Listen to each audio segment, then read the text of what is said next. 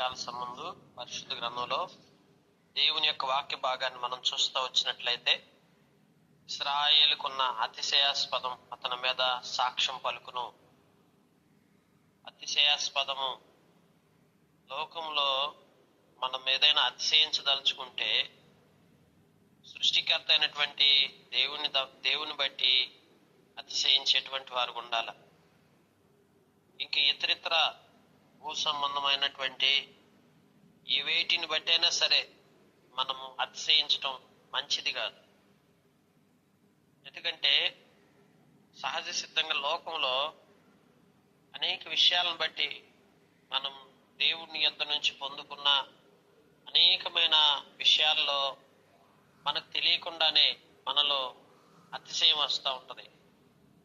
చాలా అతిశయిస్తూ ఉంటాం, అతిశయానికి మించి గర్విస్తాం.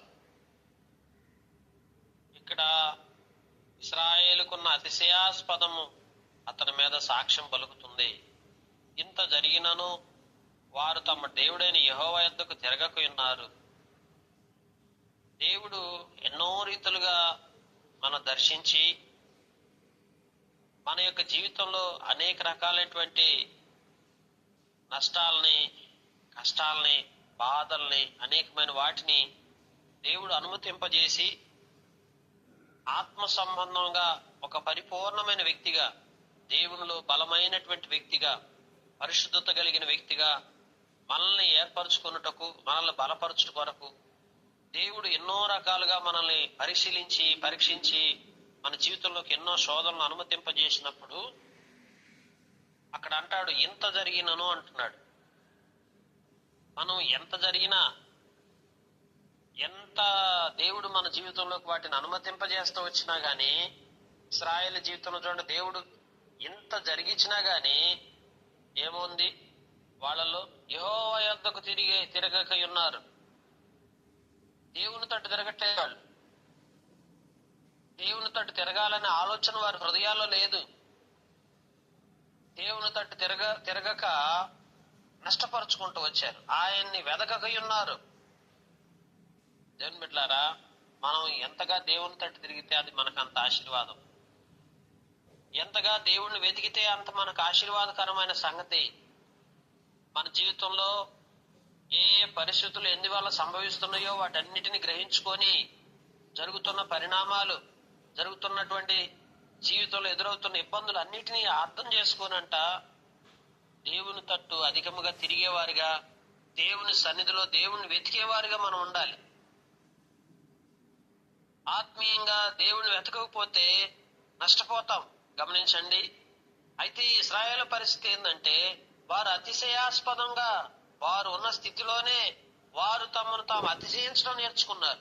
వారు ఉన్నదే పాపపు స్థితి, వారు చేస్తున్నదే చెడు కార్యాలు, వారు చేస్తున్నదే వ్యభిచారపు క్రియలు, వారు చేస్తున్నవన్నీ కూడా దొంగలై, బందిపోటు దొంగలై, కలలాడు నాలుకలు కలిగి ఉండి వ్యభిచారపు క్రియలు చేస్తూ అన్ని రకాలుగా పాపానికి చోటిస్తూ కూడా వారు అతిశయిస్తూ, దేవుడు వారి జీవితంలో ఎంతో శిక్షకు అప్పగించినప్పటికీ వారిలో మాత్రం దేవుని తట్టు తిరగాలనే మనసు లేదంట.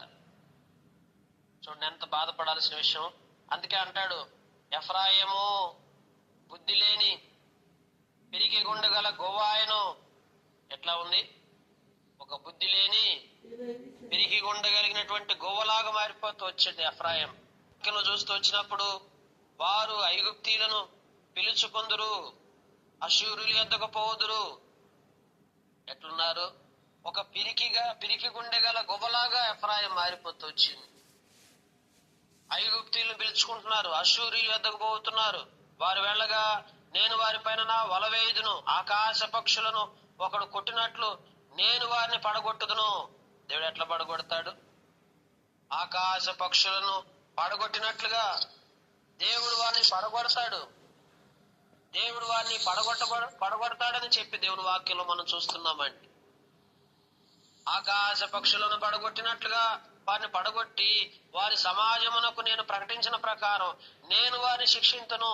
దేవుడు ఎలా శిక్షిస్తాడో చూడండి. దేవుని యొక్క శిక్షకు మనము అప్పగించబడతాం. ఆకాశ పక్షులను ఆకాశంలో వేటగాడు ఎలా గురి చూసి కొడతాడో అలాగా ఆకాశ పక్షులను పడగొట్టినట్టుగా నేను వారిని పడగొడతానని దేవుడు ఉంది. మన ఆంతరంగిక జీవితంలో ఎలాంటి స్థితిలో మనం జీవిస్తూ ఉంటున్నాం, ప్రతిదీ కూడా మనం గుర్తిరిగే వారిగా ఆత్మీయతను ఎల్లప్పుడూ కూడా తెలుసు. విసర్జించి తప్పిపోతున్నారు, నాశనం కలుగుతుంది, అయినా గాని తిరుగుబాటు చేస్తూనే ఉన్నారు. క్షయము సంభవిస్తా ఉంది, అయినా గాని వారు విమోచించబోరి ఉన్నను. వారు నా మీద అబద్ధాలు, దేవుని మీద అబద్ధాలు చెప్పొచ్చా? దేవుని మీద తిరుగుబాటు చేయొచ్చా? దేవుని బిడ్డలారా, దేవుడు నాశనానికి అప్పగిస్తున్న కొలది తిరుగుబాటు మానుకోవాలి కదా. దేవుడు శ్రమలో అనుమతింపజేస్తున్న కొలది దేవుని విసర్జించి తప్పిపోయిన స్థితిలోంచి మళ్ళీ తిరిగి దేవుని సన్నిధికి రావాలి కదా. దేవుని బిడ్డలారా, క్షయము సంభవిస్తున్న కొలది విమోచించగోరి ఉన్నటువంటి వారి మీద అబద్ధాలు చెప్తామా? దేవుని బిడ్డలారా, అబద్ధాలు చెప్పటం, మోసపూరితంగా ఉండటం, ఇలాంటిదంతా దేవుడు ఎన్నో శ్రమలు, ఎంతో శిక్షకు వారిని అప్పగిస్తున్న కొలది వారు ఇంకా ఆత్మీయత లేకుండా దేవుని తట్టు తిరగలేకపోతున్నారు. ఉదయకాల సంబంధు ఈ లోకంలో మనం అలా ఉంటే దేవుని బిడ్డలారా, మనం ఆత్మీయతలోకి రావాలి, దేవుని తట్టు తిరగాలి. దేవుడు మన జీవితంలో ఏవైనా అనుమతిస్తున్నాడంటే ఒకటి గమనించండి, శ్రమలు గాని శిక్షకు గాని మనల్ని అప్పగించినప్పుడు మనం మనిషి రీతిగా మనకు ఎట్లా ఉంటదంటే, దేవుని కార్యాలను గ్రహించలేనప్పుడు, దేవుని యొక్క గొప్పతనాన్ని గుర్తిరగినప్పుడు, యుగ సంబంధమైన దేవత అవిశ్వాసులైన వారికి గుడ్డితనం కలగజేసిందంటే ఆశ ఉంటుంది బైబిల్. అంటే గుడ్డితనం అంటే వారి కన్నులతో ఆత్మీయ విషయాలను చూడగలిగే ఆత్మీయ నేత్రాలు వారికి లేక ఆ గుడ్డితనంతో తాము దేవుని యొక్క కార్యాలను గ్రహించలేనటువంటి స్థితిలో ఉండిపోతారు.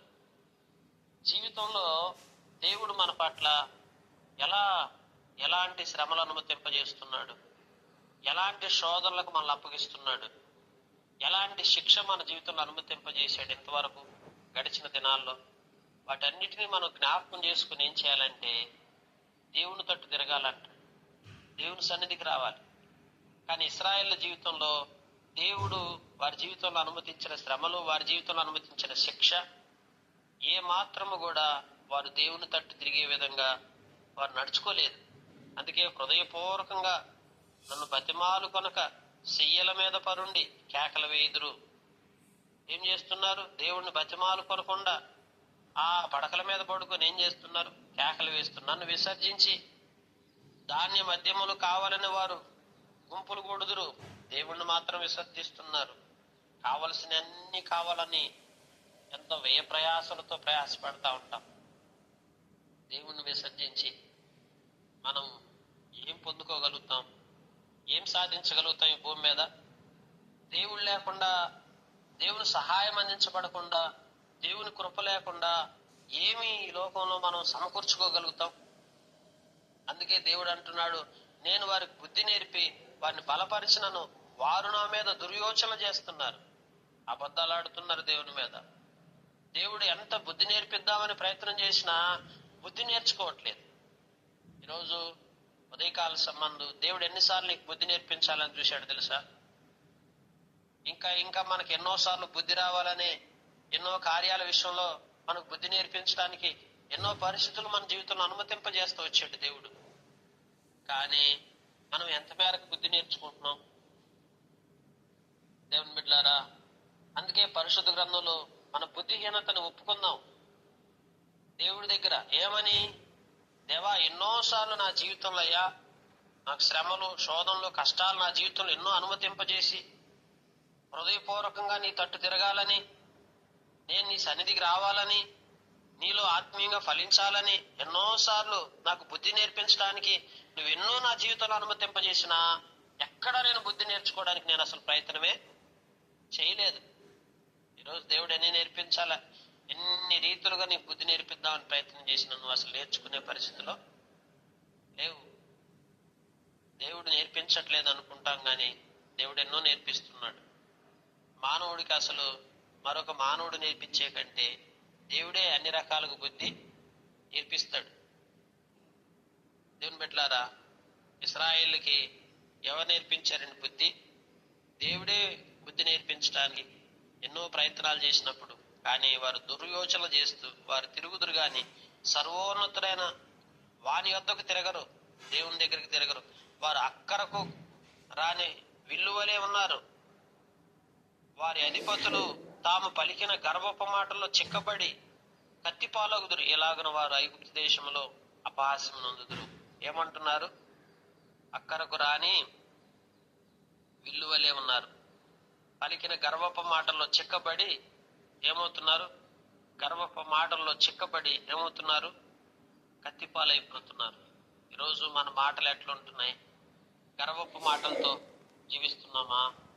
ఇశ్రాయేలు వలె దేవుడు ఎన్నో రీతులుగా బుద్ధి నేర్పించాలని ప్రయత్నం చేసిన మనం అతిశయాస్పదంగాను గర్వపు మాటలు పలుకుతూ మరి దుర్యోచన చేస్తూ అబద్ధాలు ఆడుతూ దేవుడు నీ జీవితంలో అనుమతి ఎంత శిక్షకు శ్రమకు అప్పగించి నేను ఎన్నో రీతిగా మార్పు తీసుకురావాలని బుద్ధి నేర్పించాలని ఎన్నో నీ జీవితంలో అనుమతింపజేసిన, కానీ ఏది కూడా మార్చుకోవడానికి సిద్ధంగా లేకుండా ఇట్లా ముందుకు కొనసాగి ఇంకా మనం ఏం చేస్తున్నామంటే ధనధాన్యాలు అన్నీ కావాలి ప్రభా, ధాన్య మద్యములు విసర్జించి ఇక్కడ అందుకని నన్ను విసర్జించి ధాన్య మద్యములు కావాలని వారు గుంపులు కొడుతున్నారు. ధాన్యం కావాలి, అన్ని కావాలి. ఏం కావాలి?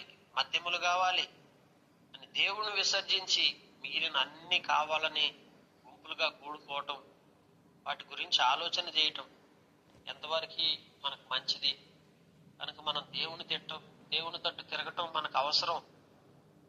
ఉదయకాల సమయం దేవుని సన్నిధిలో అయ్యా నేను నీ తట్టు తిరుగుతానయ్యా నువ్వు చెప్పగలిగితే, ఏదైతే దేవుడు మన జీవితంలో అనుమతింపజేశాడో వాటి విషయంలో ఇంకా బుద్ధి నేర్పించిన అనుభవాలు గుర్తు చేసుకొని ఇక నుండైనా మంచి బుద్ధి కలిగి దేవుని తట్టు తిరిగి విసర్జించవలసిన పాపాన్ని విసర్జించేసి నమ్మకమైన వారుగా యథార్థవంతులుగా దేవుని కొరకు జీవించేటువంటి వ్యక్తులుగా మనం ఎప్పుడైతే మార్చబడతామో దేవుడు మనల్ని ఆశీర్వాదకరంగా చేసుకుంటూ వస్తాడు. ఇశ్రాయేలు వల్లే మనల్ని నశింపజేయకుండా ఎట్లుండాలో, ఎటువంటి బుద్ధి నేర్చుకోవాలో నేర్చుకొని దేవుని తట్టు తిరిగి ఆశీర్వాదకరంగా చేయబడలాగా దేవుడి మాటలు దీవించునుగాక.